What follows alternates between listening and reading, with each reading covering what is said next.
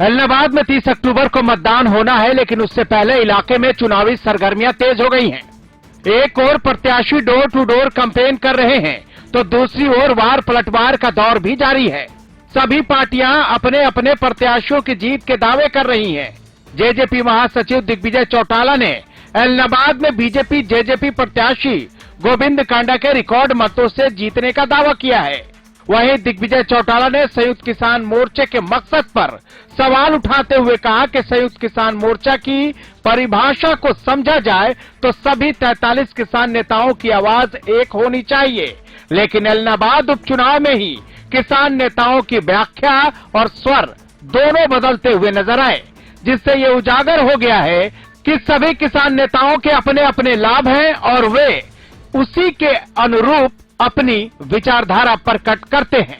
खुले तौर पर संयुक्त किसान मोर्चा का एक आदमी, एक बड़ा लीडर कांग्रेस के लिए वोट मांग रहा है, जेजेपी बीजेपी और इनेलो का भी विरोध कर रहा है,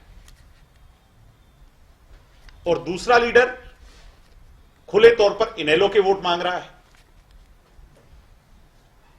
तीसरा लीडर इलेक्शन लड़ रहा है। मैं बिना नाम ले कहूंगा,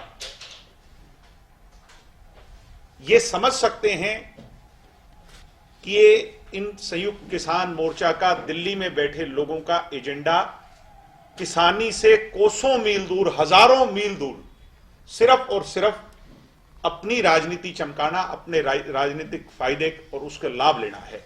उनकी एकता कितनी बुरी तरह और उनकी आपसी अंदर की इंटरनल कितनी ताकत है, कितने वो यूनाइटेड हैं, संयुक्त हैं, ये एक्सपोज हो गई। जेजेपी नेता ने कहा कि गांव जमाल में हुए उप मुख्यमंत्री के विरोध के मामले में भी ये पाया गया कि विरोध करने वाला एक भी व्यक्ति गांव जमाल का नहीं था, बल्कि 90% लोग इनेलो और उसके प्रायोजित थे। कमाल की बात देखो कि जमाल में हुए विरोध में जमाल का एक भी आदमी नहीं था। जमाल में जो विरोध हुआ उसमें जमाल का एक भी आदमी नहीं था। मैं नहीं कह रहा, आप उस थाने में जाओ जिनकी रिपोर्ट लिखी, उनका पता लगा लो, एड्रेस। एलनाबाद का एक भी आदमी नहीं था। मेरे को भी ये कहा सुना मैंने आप लोगों के माध्यम से, इनेलो के लोग ये कहते थे या किसान मोर्चा के लोग कह रहे थे कि गांव के बाहर बड़े बड़े बैनर लगा दिए, और ढोकड़ा गांव ने तो ये कह रहे थे कि ढोकड़ा गांव ने तो अगर ये कोई आएगा तो वापस नहीं जा पाएगा। मेरे प्रोग्राम बन रहे थे, मैंने कहा पहला प्रोग्राम ही ढोकड़ा में रखो। मैं ढोकड़ा गांव में प्रोग्राम करने गया, एक भी विरोध करने वाला नहीं था। मैं 3-4 दर्जन गांव में जाके आया हूं, एक भी व्यक्ति गांव का विरोध करने वाला नहीं, एलनाबाद हल्के का विरोध करने वाला नहीं। जिस सिकंदर के लिए इतना तमाशा हुआ वो भी मैंने सुना रोडी का निकला। मैं मीडिया के लोगों से कहूंगा कि आप लोगों की एक अटमोस्ट रिस्पॉन्सिबिलिटी है एलनाबाद की जनता को आईना दिखाना।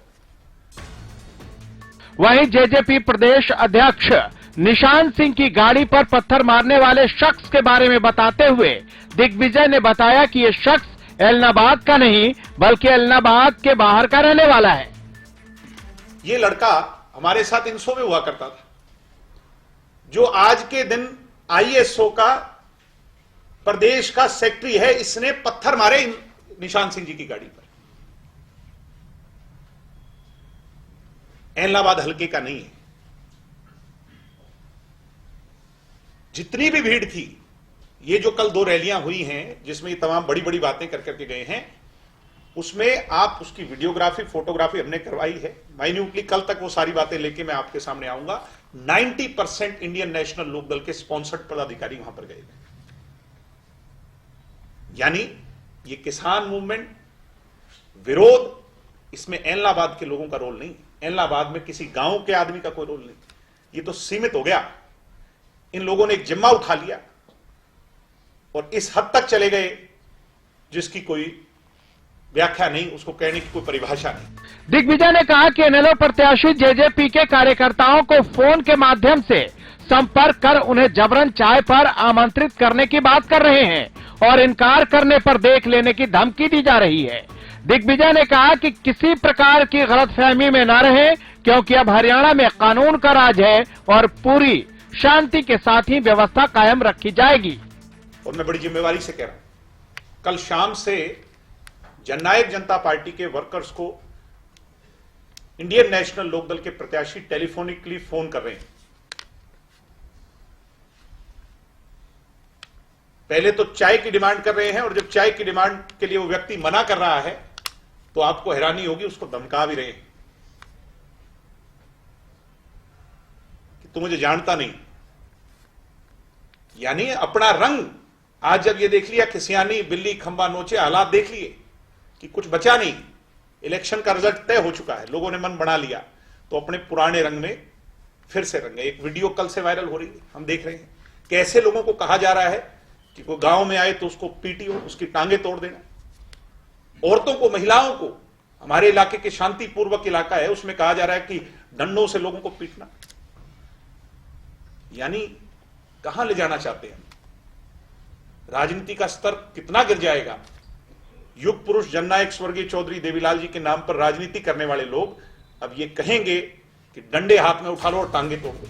चुनाव से पहले सियासत गर्म है, लेकिन सवाल यह है कि जब संयुक्त किसान मोर्चा के नेता किसी विशेष पार्टी के लिए प्रचार करने लगे तो किसान आंदोलन के मकसद पर सवाल उठने लगता है। और यही वजह है कि बिना नाम लिए दिग्विजय भी यही सवाल पूछ रहे हैं। Bureau report, Haryana news.